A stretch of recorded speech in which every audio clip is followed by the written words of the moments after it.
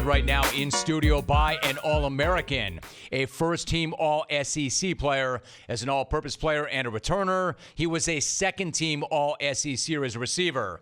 16 receiving touchdowns, 7 rushing touchdowns, 4 kickoff return touchdowns, 1 fumble recovery touchdown, 1 passing touchdown. He's starting to get the sense he can do it all. The draft is coming up in Nashville. It's April 25th through the 27th.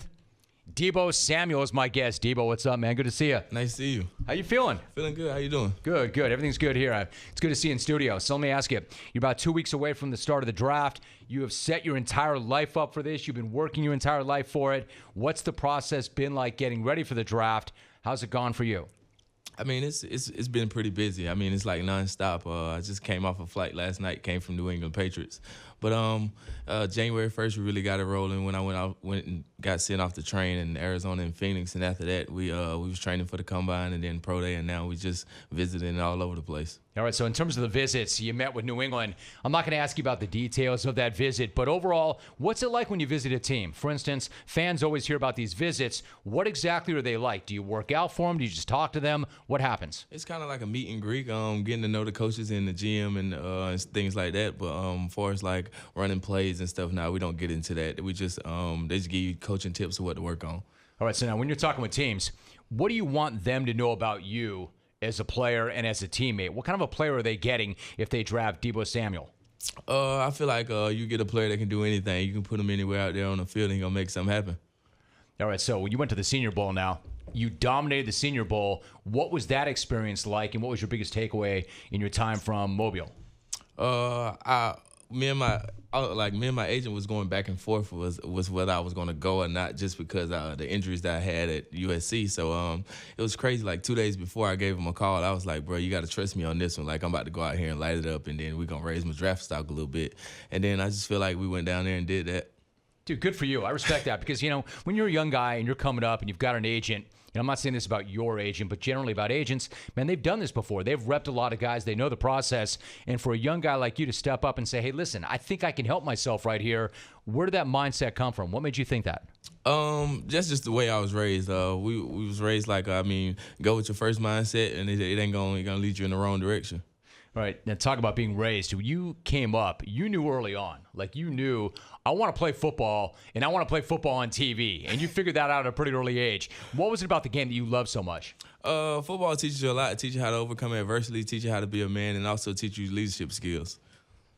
All right, so your father told that story. Now, what about your dad? Your dad was really quick or really good about telling you, listen, this is an opportunity that not a lot of guys have. You want to make sure you understand this. And your parents have talked about how there are a number of different ways you could have gone, a number of different routes you could have taken, but you stayed on the grind. You worked on staying in school, focusing on football.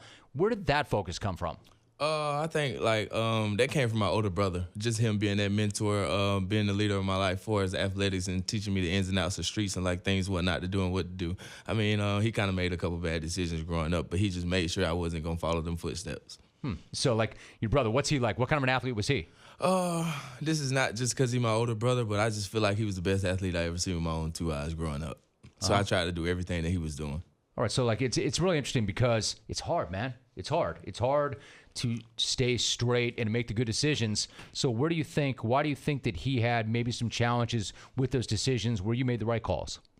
Really, he was kind of hanging around the wrong group of guys, and just like I said, just being that leader of my life and teaching me like this is not the route to go, and then just keeping in.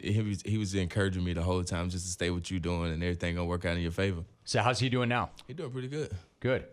So you go to South Carolina, and you're living the dream, right? You go to South Carolina, you're gonna play football, you're gonna play on TV, you redshirt.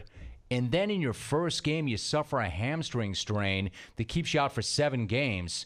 How challenging a time was that? And what was it like to have to wait that much longer before you could break through? When it first happened, I just thought I had a cramp because I never in my life pulled a hamstring until I went to the sideline and my trainer Daryl was like, "Can you jog?" I was like, "Nah, I really can't jog." He was like, "You pulled a hamstring." I was like, "What is that?" He was like, "It sits you out for a couple of weeks." So I was during the rehab process, I was trying to get back there early, and it was just tweaks and stuff during the end. But it was kind of frustrating at first, just having the game taken away from you for a little bit. But after practice attacking like rehab, just like I attack practice in the games. Deebo Samuel joining me in studio, and you did, and you come back, and you had this great one-handed catch in the end zone against Clemson. All right, so one thing to do it, but to do it against Clemson, and it was your first career TD, your dad talks about how proud he was of that moment. What did that moment mean to you personally? It meant a lot. Just growing up and just watching people get in the end zone. You know, that's what I did growing up. From Pop Warner to high school, and just get to do it on the big stage was kind of a blessing. It's challenging, though, right? I mean, you come all the way back, and things are great, and then your second season, you pull your hamstring again, and at that point, it's easy to get down and say, man, you know, why does this keep happening? Why me? At any point did you think, man, maybe it's not meant to be? Maybe it's not in the cards? Not at that moment, because I just feel like I dealt with a hamstring before, so I know what it takes to get over it. And also like start doing things to make me more flexible, like yoga and doing extra training like that. So I really got over that one quick. It only sat me out for like 3 games. All right, so the only thing, not only that, but you've always played a really physical brand of football, And in fact, I'll give you an example. You got a guy named Stephen White. He's a former NFL defensive lineman. He started off a piece about you, and he wrote, quote, "Before I get into what Deebo Samuel is, let me assure you of what he is not, scared," end quote. Time and time again, when analysts talk about your toughness, they talk about how tough you are. Where did that come from, the toughness, the physical toughness? I think that was built in me at a young age. Like I said, my dad was kind of like my Pop Warner coach, and like he always put in my mind, like, know what, like don't let one person tackle you, and every time you get the ball, try to get in the end zone. So that's kind of been my mindset growing up. All right, so I think that's where my next point was going to go. White also talks about how, man, you fight for everything. You fight, you battle for every single yard, and you're not going down with one guy tackling you. If they're going to get you down, it's going to be a gang tackling situation. When you get the ball in your hands, it's going to take more than one guy to bring you down. Is that where that comes from, your dad? Yeah, that's kind of how I was raised. All right, so watching you also on film, you like to block. Most receivers do not want to block. Where did that come from? I mean, the running backs block for you on passing plays, so like our receiver coach Brian McClendon put a lot of emphasis on blocking, so that's kind of part of the job. It's not always about running routes and catching balls. You got to contribute to the team in every aspect of the game. Deebo Samuel joining me in studio. He's getting ready for the upcoming NFL draft. So you've attacked everything in front of you. You attacked the rehab process. You've made an impact. As you look over your entire life, to be in the position you're in right now, how much pride do you have not only to be here, but to overcome everything you have to get here? I mean, I'm like I said earlier, I'm just blessed to be here. If you just look at the way I was raised and by my father, stepmom, and my grandma, like I was raised in a good way. But as far as like where I come from, not too many people make it, so I just cherish every opportunity I get. So, Deebo, like, are you kind of concerned about yourself, or do you feel even? You don't need more pressure, but do you feel any pressure like, I want to take care of everybody who has taken care of me so far, or at least do the best I can to help out? I really haven't started thinking about that because I ain't got drafted yet. I really ain't got the money yet. So, I feel like that'll play a part in after the draft process or whatever. If I feel like if my dad or stepmom or grandma or older brother needs some help and I'm able to help him, I'm gonna help him out. I like that. All right, so you can only focus on what you can focus on. So what about the draft itself? That you can focus on. Have you decided where you're going to watch the draft, who you're going to watch it with, all this work, and then you've got the big day. How are you going to treat that big day? So I decided not to go to the draft just because like I feel like my family and friends played a major role into where I'm at today. So I kind of share that moment with them. They've been in almost every game that I played in. So I feel like it's only right to share that opportunity and share that moment with them.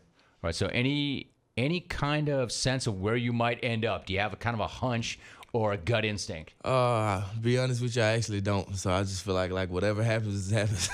All right, you're going to find out soon enough. The 2019 NFL Draft is coming up April 25th through the 27th in Nashville. He is an All-American, a first-team All-SECer as an all-purpose player and returner. Deebo Samuel joining me in studio. Deebo, good to meet you. Good to have you on the program. Listen, good luck with that, and we'll be following you. Thank you.